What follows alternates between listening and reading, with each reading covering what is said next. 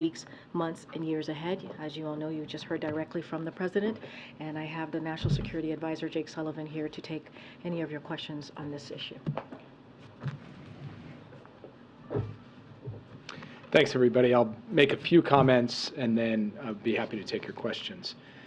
Like many of you, we've watched in horror and anguish the scenes of butchery against innocent civilians at the hands of Hamas terrorists in Israel. And the more we learn, the greater our grief. More than 1,000 men, women, and children were slaughtered in their homes, on their streets, in desert fields, and among them at least 14 Americans. We mourn for all their lives, and we're actively working with Israelis to determine the whereabouts of the missing, including missing American citizens. As the President just said, what we've seen from Hamas these past few days was the same evil and barbarity that we've seen from ISIS. The unspeakable horrors they perpetrated on innocent people, women, children, the elderly, babies. These were the scenes we saw in Iraq and Syria as ISIS rampaged through. As President Biden said, this is not some distant tragedy. The bonds between Israel and America run long and they run deep. And we stand with Israel, not just in these dark days, but at all times. As Karine just said, the President has been deeply engaged in giving direction to his national security team to take action to support Israel in its hour of need. At his direction, the United States has surged ammunition and interceptors for Iron Dome, and the President spoke with Prime Minister Netanyahu just a little while ago to talk about additional capabilities that Israel will need, and he pledged that American planes will be landing in Israel with those capabilities in the days ahead.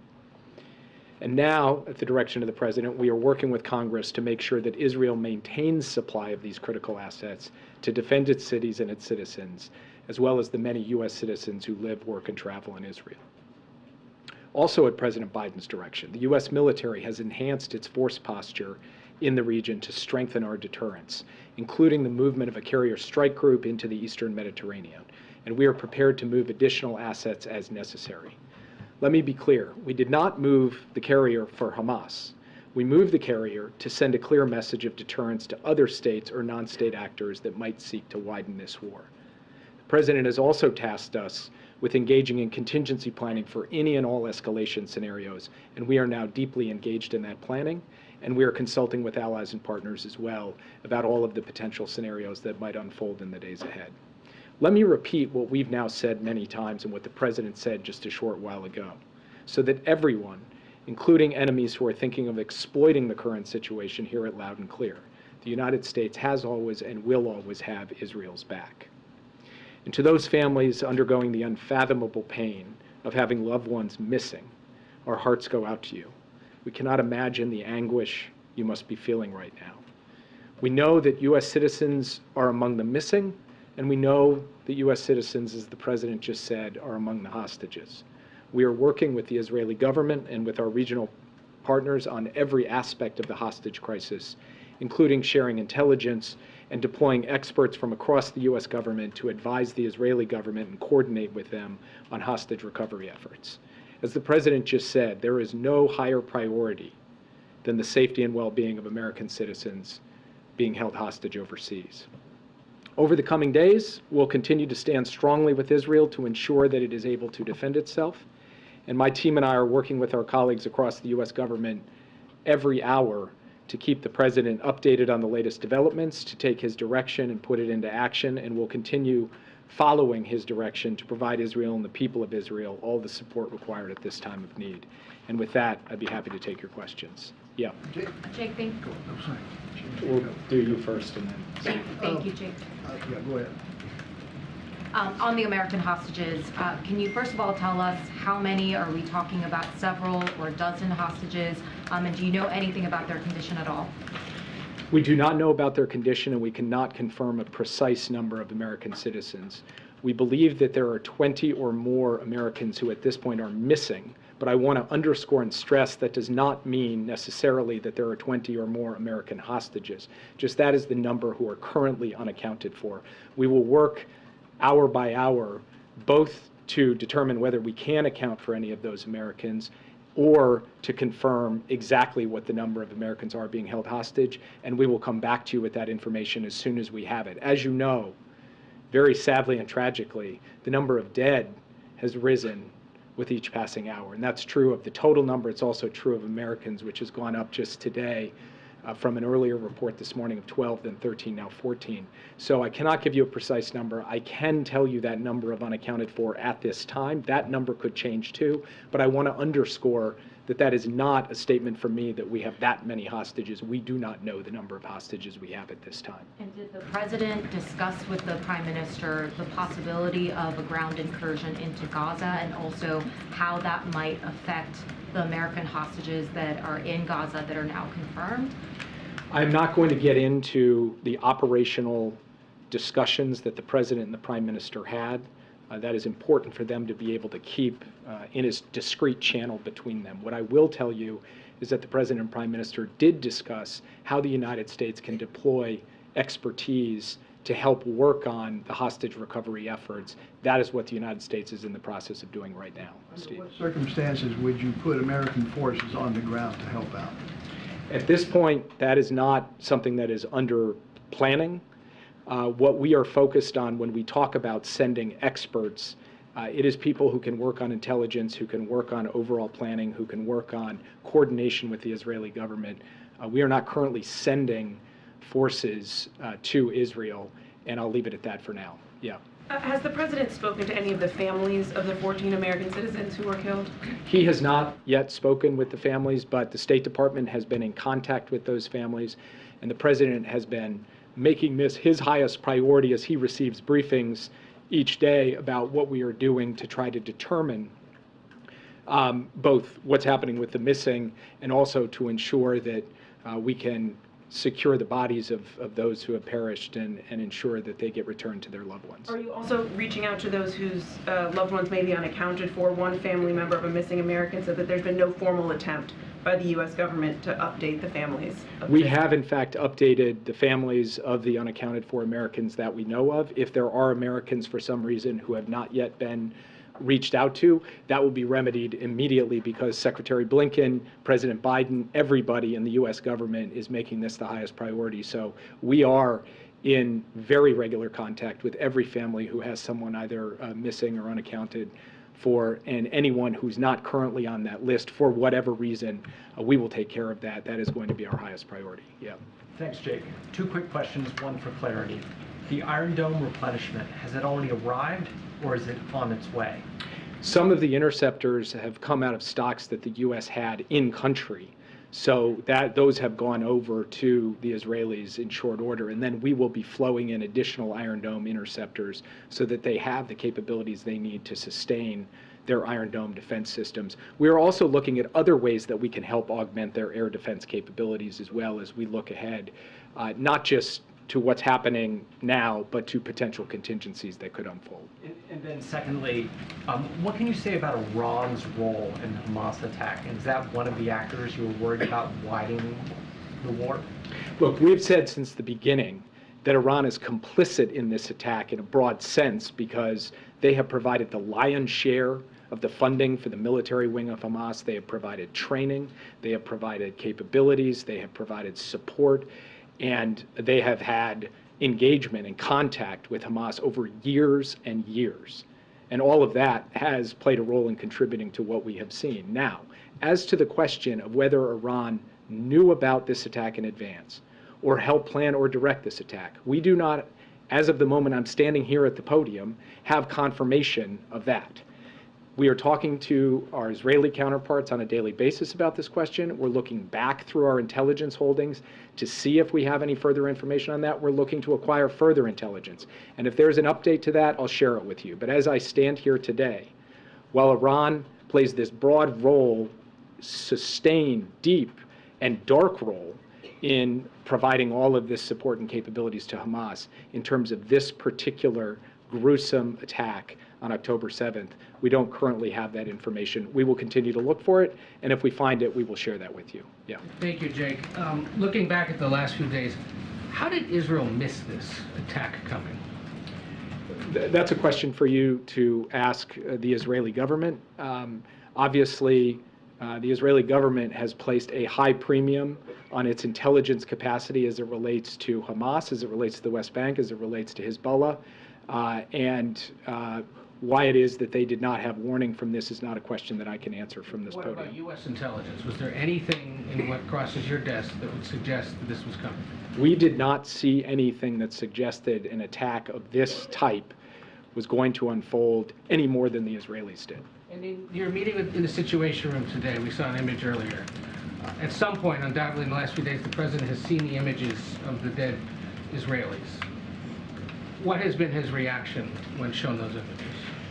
I mean, you've seen him now twice, you've heard his voice, and this has been a deeply emotional time for all of us, as I'm sure it is for many people in this room who know people or know people who were killed or who are missing. And all of us have developed close relationships with our Israeli counterparts. President Biden has a decades-long relationship with Prime Minister Netanyahu, and he can hear the pain in Prime Minister Netanyahu's voice when he talks to him. I hear the pain of my counterparts when I talk to them. So this is not just about policy or strategy. This is personal for us, and it's personal for the American people with their bonds with the Israeli people. And so President Biden has seen and felt the deep emotional resonance of this, but he has also held the conviction that his job as president is to make sure that he has the clarity of mind and purpose to take the actions necessary so that we are standing with Israel in its hour of need, so that we are working to deter a widening of this conflict, and so we are getting Israel the tools that it requires to defend itself. Yeah. Thank you, Jake. You just laid out all of the ways that Iran is complicit in this and facilitated it over years of support for Hamas. Is that reason enough to refreeze the $6 billion that the U.S. helped unlock for them to get in exchange for the prisoners? We have not yet had a dollar of that $6 billion spent, and I will leave it at that. But will you refreeze it based on this activity that you just laid out, all of the ways that they are complicit in this? The administration said that if we see them going in the wrong direction, that we would stop that down. I understand the position that you guys have, that not a dollar of this has been spent. But will you prevent it from getting into their hands to allow them to, do what they do that you just laid out? Let me just reiterate what I said, because it's unequivocal. Not a dollar of that money has been spent, and I will leave it at that. Is it being considered? Yes. Jacob, if I can ask you, will the U.S. support Israel's military attacks in Gaza for as long as it takes, until the hostages are freed, or until Hamas is destroyed? I guess in simple terms, how much retaliation in Gaza is the U.S. willing to accept? I don't think of this in terms of retaliation. This is about providing support to Israel as it seeks to defend its territory and deal with an ongoing imminent threat from Hamas terrorists who, as I said before, are acting a heck of a lot like ISIS terrorists in their barbarity and cruelty. That requires going after Hamas terrorist targets in Gaza, because even as we speak, even as I stand here, there could be rockets flying out of Gaza. Going after those sites, that's not retaliation. That's Israel stepping up to defend itself and ensure the safety and security of the Israeli people. And we're going to support them for as long as they need to ensure that Israel is safe and secure. And I can't put a timetable on that. So to be clear, is the goal the destruction of Hamas, the guarantee that Hamas cannot launch attacks from there, the confirmation that all Americans and Israelis have been secured safely from there? Where do you draw the line? Is there a red line, and where do you draw that line of what you need to accomplish, what they may accomplish? I'm not standing up here to draw red lines. What I'm standing up here to say is that in its hour of need, as Israel embarks on an operation to try to protect its country, protect the Jewish state of Israel, and to go after the threats that it faces, and also working closely with them hand in hand to try to secure the release and recovery of American and other hostages, we will do all of that. And I'm not here to draw red lines or issue warnings or give lectures to anybody. I'm here to say that the president has given us direction to take a series of actions. We are undertaking those actions, and we will continue to do so in the weeks ahead. Last one very quickly, that we heard from the families of Americans who are unaccounted for right now. They spoke publicly in Israel today. You said the president hasn't spoken to them directly. What is the president's message to those families right now who said it is the responsibility of the president of the United States to make sure their loved ones come home safely? The president said in his remarks today that as President of the United States, he has no higher priority than the safety and well-being of Americans held hostage overseas. And he has proven in country after country his willingness to go further than any other president has gone before to secure the release and bring those people home. He is going to try to do that in this case as well, but that is a high priority for him, and that is the message that he is sending, along with a deep sense of understanding of the grief and hurt and pain and anguish they are feeling right now as they wait to hear news of their loved ones. Yeah. Jake, the president has remarks today referred to seeking for assistance for partners, plural. Does that suggest that you've decided strategically to ask Congress for a package that includes both Ukraine aid as well as aid for Israel? And, Chairman McCall suggested even including border and Taiwan money and that. I'm just kind of hoping you could give a state of play of how you guys are thinking about this in your interactions with the Hill. So I'm not going to get ahead of the president's request and not going to take the place of the OMB director who will present the request that we send up. But the president was very clear today that we will be making a request to the Congress, and it will include a request for funding for support to Israel. And he has also been equally clear that we are going to renew our request to the Congress for aid to Ukraine. What exact form that all takes, that will be worked out and presented by others, not by me. But the notion that we're going to go up and ask for Israel aid and ask for Ukraine aid, that's unequivocal. We are going to do that. Beyond Iron Dome and ammunition, were there any other requests made by Prime Minister Netanyahu today that we can expect to be part of that package? As I mentioned in my opening comments, he did make specific requests with respect to other capabilities. I'm not going to get into the details of that from this podium, but he and the president discussed that. I spoke with Lloyd Austin, who was on his way to the NATO Defense Ministerial about those requests. Secretary Austin is following up on that. And as I said in my opening comments, you can expect to see American planes flying into Israel to deliver military capabilities to support Israel. Yeah. Just to follow up on Iron Dome, how effective has it been in deterring the attacks? And I know you mentioned this a bit in terms of the interceptors, but has Israel asked for interceptors on an ongoing basis in light of the situation? You ask how effective it has been in deterring. I can't say that it is deterred, obviously, because a huge number of rockets have fired, but it has been effective, as it typically is, in taking a lot of those rockets out of the sky and saving countless lives by doing so. Now, of course, some rockets have gotten through to tragic cost, and that has been the pattern we have seen in previous conflicts as well. Now, Israel will have an ongoing need for interceptors, because an air defense system is only as good as your ability to continue to put interceptors in that can take out the rockets that are coming to kill civilians and rain down terror on cities. And we are committed to making sure that we are working with Israel to produce and supply the requisite number of Iron Dome interceptors so that they can keep those systems going on an indefinite basis going forward, because we cannot say how long this will be going on. Yeah. Thank you. Jake, while you're supporting Israel militarily and rightly denounce this horrific and heinous act against Israeli civilians, how can you make sure that Israel goes after Hamas and its infrastructure in Gaza, not 2 million Palestinians who are trapped with no water, with no electricity, with no medical supply? The UN schools are overflown now. The number of dead is reaching 850 so far, including 6 members of one family of the former ambassador to Washington. How can you make sure that this is not revenge, but actually going after Hamas, who committed this horrible crime? Well, as the president said today, the difference between countries like the United States and Israel is that we do not deliberately target civilians. We are strongest when we are committed to the rule of law, and we work to make sure that all military operations are conducted consistent with the rule of law and the law of war. That is something that President Biden and Prime Minister Netanyahu have discussed, not just in this context, but in previous contexts as well. That is something the United States has always stood for and always will continue to stand for. Yeah. Sorry, can you confirm that the Egyptian intelligence has passed information to the Israelis that the attack is imminent, or some attack is going to happen? I cannot confirm that. Yeah.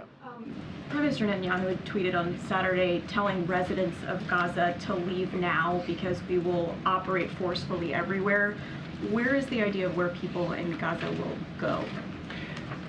This is something also that we have been discussing with our counterparts in Israel and with our counterparts in Egypt, And without getting into the specifics of safe passage for civilians and so forth, I will say it's something that the U.S. government is seized with in supporting how we do that operationally. But the details of that are something that are being discussed among the operational agencies, and I don't want to share too much of that publicly at this time. Imminently, or what is the? I'll leave it at the fact that we are focused on this question. There are consultations ongoing, and I'll share more when I have an update for you. Yeah. Following up on that question about what the president said about talking to the Israeli prime minister about democracies and the laws of war, was that a warning to the prime minister, and why did the president feel that was necessary to bring that up in the call today? It was not a warning. The call today was not President Biden warning Prime Minister Netanyahu about anything. It was two leaders talking to one another, one who is leading a nation that has suffered an unfathomable attack, and another nation who is standing behind them foursquare in the defense of their country. And the conversation carried on in those terms, and the two leaders spoke in a collaborative fashion, as they always do. No, I cannot accept the characterization of your question. Yeah. Thanks, Jake. I have two questions. First, some reports are saying that IRGC commander was in Lebanon. Ismail Khani was in Lebanon a few days ago, and he left to Syria. Also, you are saying that Iran is complicit in this attack. Are you trying to downplay the Iranian role here? What are you waiting for to take an action? And my second question, what assessment do you have on where other militias, other Iranian militias stand now, whether in Iraq? We also heard the Houthis threat now. Can you give us an update? And is there a risk on the U.S. troops in the region? Thank you. So on your first question, I laid out our view, which is the broad complicity based on the long-standing support that Hamas is giving to Iran. We don't have specific information that ties Iran to this attack. At this time, we don't have that information. We may gain that information in the hours and days ahead, but we don't presently have it. So that's in answer to your first question with respect to the intelligence. With respect to the question of the various militia groups across the region, we do believe that they pose an urgent threat, and that it is certainly distinctly possible that they choose to try to exploit or take advantage of this situation, and we have been sending clear warnings that doing so will result in a firm response and consequences from the United States. And that goes across the board, and we have been clear also in sending a message of deterrence through the movement of the carrier strike group into the Eastern Mediterranean, as well as through the assurance that we will sustain F-16s, F-35s, A-10s in theater to be able to deal with any contingency that the United States might have to deal with in the days ahead. Yeah. Thanks, Jake. The European Union says it opposes a total siege of Gaza. I mean, what's the U.S. position on that? I have seen those reports, but my understanding is that is not the concept of siege is not something that, in fact, is going to be pursued by the Israeli government. But we are consulting with the Israeli government about their actions in this regard. And like I said before to a previous question, President Biden and Prime Minister Netanyahu had the opportunity to talk through the difference between going full bore against Hamas terrorists and how we distinguish between terrorists and innocent civilians. Yeah. Thank you so much, Jake. Just zooming out to China, is the U.S. worried that this attention now to Israel is going to detract resources from the Indo-Pacific? Have you communicated with Beijing about this attack in Israel? And just going to Senator Schumer's comments, he said he was disappointed by President Xi's soft response. Has that been part of the discussions here? We were not entirely surprised by the PRC's response based on their history of commentary on these kinds of issues. We believe that the United States is capable of supporting Ukraine in Europe, of supporting our allies in the Indo-Pacific, and of supporting our close ally Israel in its hour of need. And we believe we have the resources, tools, and capacities to be able to effectively do that.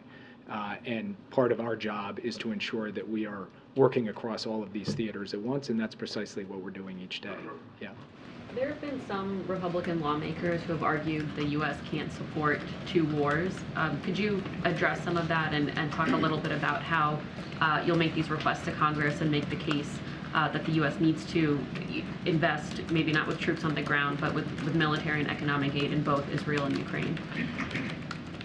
Standing for Ukraine so that Russian aggression does not prevail in Europe, the amount of resources that we need to put into that compared to the amount of resources we would have to put in if Russia were in fact to conquer Ukraine and then potentially have its aggression continue across Europe, it is so much more cost effective to take the action now as opposed to pay the huge price later, a price that might ultimately, as it has in the past, require the actual deployment of American troops to combat. So better to support the Ukrainians as they stand firm against Russian aggression and do so on a sustained basis. And we have the budget wherewithal to be able to do that. We also have the budget wherewithal to be able to provide Israel what it needs.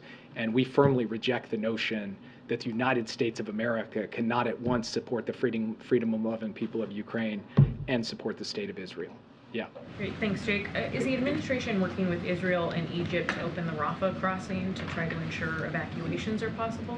And then also, I know that you said that in conversations with Israeli leaders, you don't think that a complete siege is something that they may be attempting to do in Gaza, but is there any counsel of restraint from the administration to Israel? So on the first question, in reference to a previous question, I spoke about our consultations with the Israelis and the Egyptians about how to deal with the challenge of civilians who want to leave Gaza. I'm not going to get into the details of that, about a specific crossing or so forth, only to say that that is something we are focused on and we are working on. And I want to leave those conversations in diplomatic channels, at least for the moment. When we have more to offer on that, I'll be sure that we do so. And then we are having conversations with the Israelis, as I have described. And again, at this podium, I'm not going to go into details on them in terms of what precise messages we're passing. It's important that we be able to talk to the Israelis in the way that we always do, as good friends, as honest friends, and we will continue to do that. Yeah. Thanks, Jake. So on the home front, over 150 people who are on the terrorist watch list have been seized along the southern border this fiscal year. And we've reported that there's been over 1.5 million known gotaways since the Biden administration took office. Is this something the American people should be worried about right now? We continue to remain vigilant about terrorist threats to the homeland from anywhere. It is something that we are very much working on, that we are consulting with the Congress on, that we are seeking to secure the necessary resources to continue to work through. And anytime we see any threat stream involving a terrorist threat to the homeland, we mobilize every asset and resource of the U.S. government to go after that. And that includes information and analysis that we have shared with the Congress about plots emanating from the Middle East, plots emanating from other places. We'll continue to do that. We also will continue to take steps to pursue a humane, orderly border policy, and we will work with the Congress in the weeks ahead to continue to get the resources we need to be able to do that. I would point out that in the last supplemental, we actually sought additional funding for the border, which was not forthcoming in the ultimate package that went through. So the Biden administration has said to Congress already, we're looking for more resources to be able to deal with the continuing challenges that we have at the border. Yeah. Jake, the president doesn't have a confirmed ambassador to Israel at this point. What are you doing to get Jack Lew confirmed, given he was nominated about a month ago? The nomination was sent to the Senate in late September. What's the plan to get him on the ground? Well, first, the Senate is coming back into session next week. Second, when they do, we are going to work with both Democrats and Republicans, and particularly the leaders on both sides and the chair and ranking of the Senate Foreign Relations Committee to make that happen as soon as humanly possible, and then get him out to the region immediately thereafter. Is that your top priority when Congress returns, apart from the aid requests that you're talking about?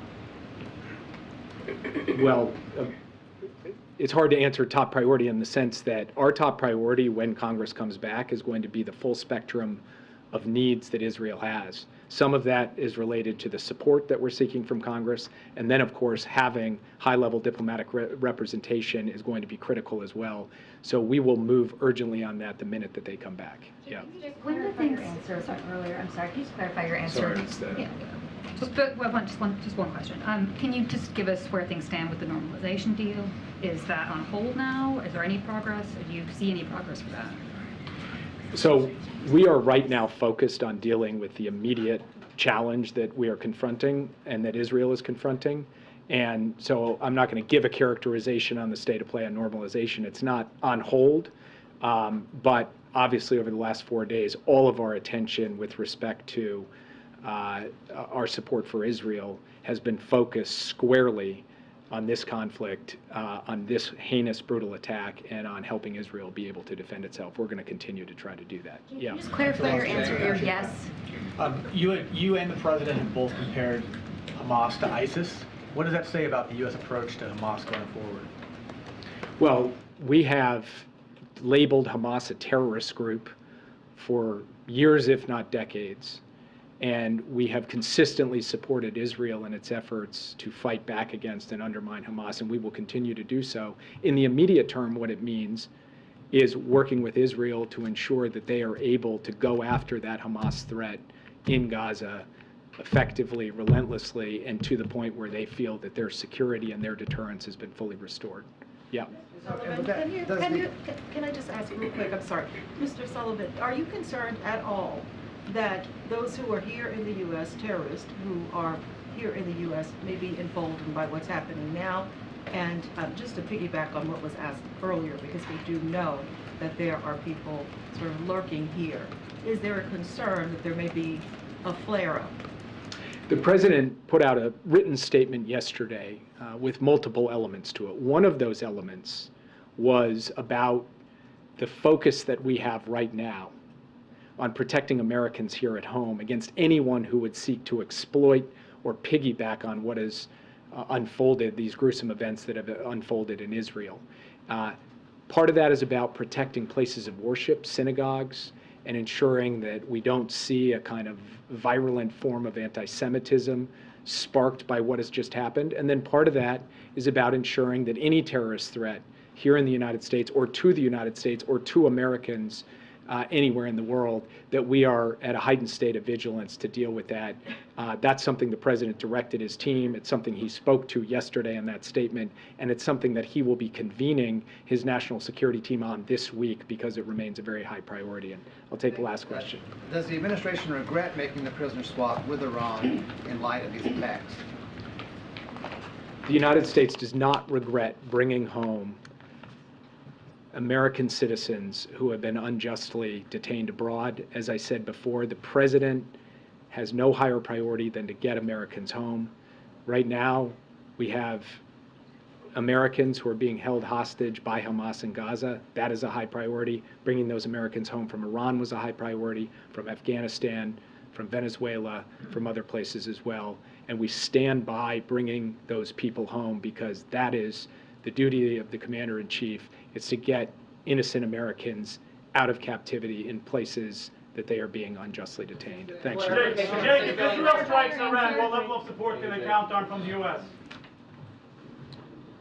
Thanks, Jake. Okay, I know the president's going to have an event shortly, and the pool's going to have to gather, so we'll take a few questions. Go ahead, my friend, go ahead. Hi, Karine. On the special counsel interviews, did the president answer all the questions that were asked during the interviews, and was executive privilege invoked at any time? I know there's limits on what you can say, but any transparency would be helpful on this. So look, my colleague at the White House Counsel put out a statement yesterday, providing an update of where we are with this particular interview and the special counsel. Obviously, I'm just not going to go beyond what my colleague has shared. If you have any further questions, certainly I would refer you to the Department of Justice or the White House Counsel to ask any detailed information. All right. For the record, though, we understand the president's interview with Special Counsel Robert Hur was scheduled long before the conflict began. At least that's what we're being told by people here at the White House and elsewhere. Did the president and his legal team ever ask for the interview to be rescheduled, given what transpired in Israel over the weekend? So again, Ed, I'm not going to go beyond the statement from the White House counsel, and you all know and have seen for yourself, the president spoke this is the second time he's spoken about Israel in the last couple of days, so we know how focused he's been on what has happened. He's shown his leadership over the horrific events over the weekend in Israel. And look, we disclosed the interview. We put that out in a statement from the White House counsel, for my colleague at the White House counsel, and the president is obviously was intensely engaged. He spoke to many of our allies, whether the King of Jordan, the leaders of Italy, France, Germany, and the UK. And he met, and as I said at the top, he met with our national security team over a dozen times, and he spoke with Bibi, Prime Minister Netanyahu, to be more precise, the third time today, so twice over the weekend. So he's been very much focused on the issues of the horrific events that we have seen in Israel, and the president is able to do multiple things at once. Right? As president, he has to do multiple things at once, and that's what you saw him do this weekend.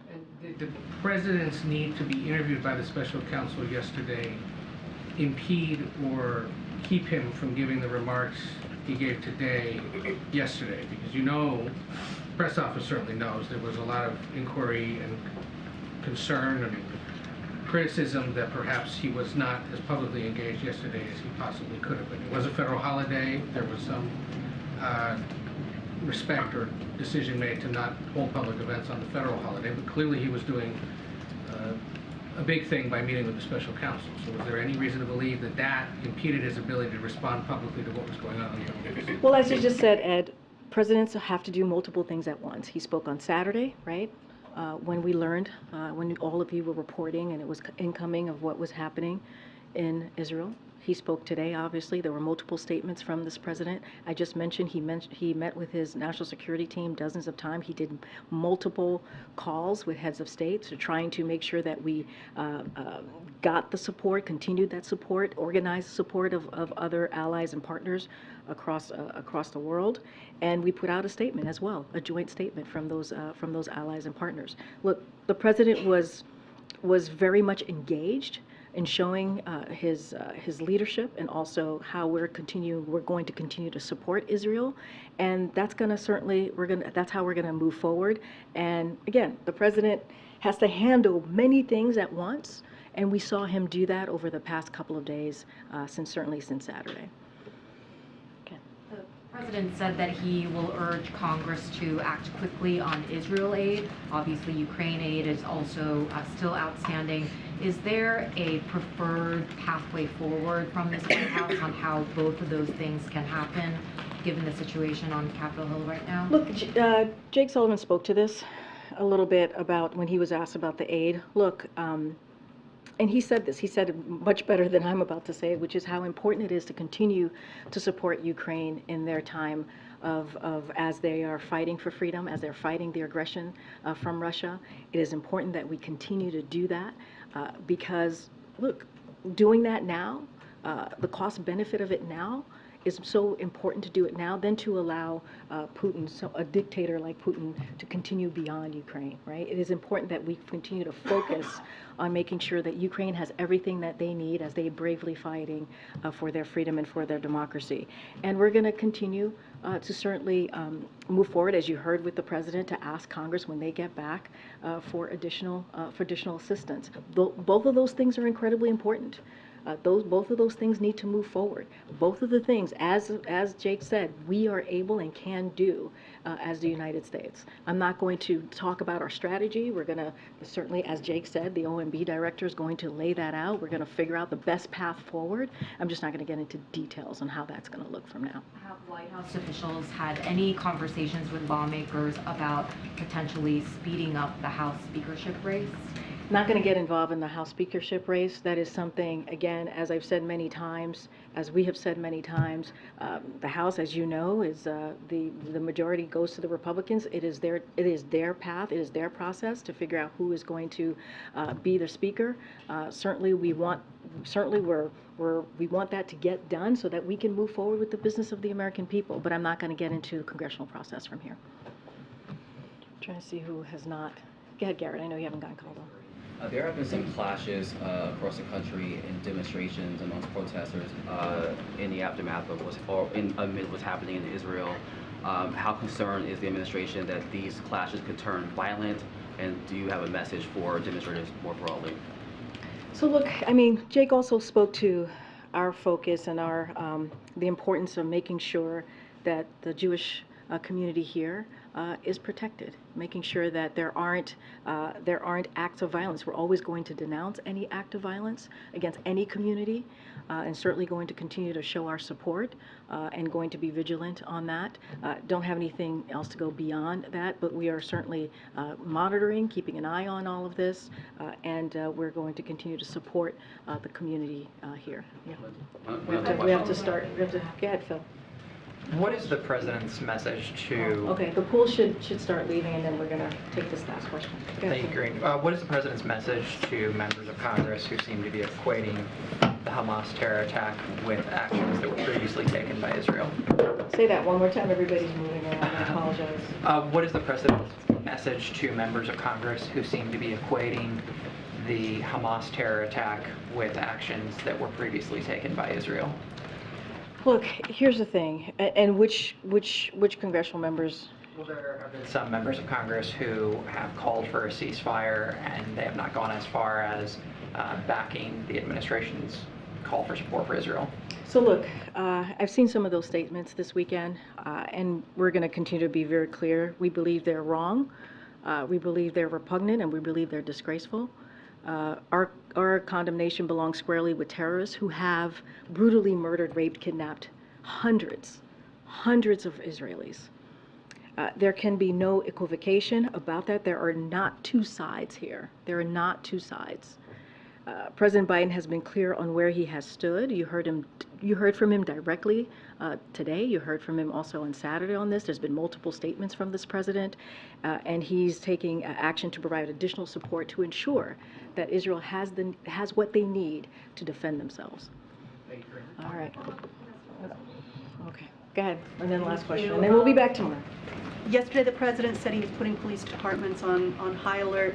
Can you guarantee that members of the Muslim diaspora or immigrant communities can still feel safe, can still exercise their civil liberties and exercise their criticism of Israel's behavior?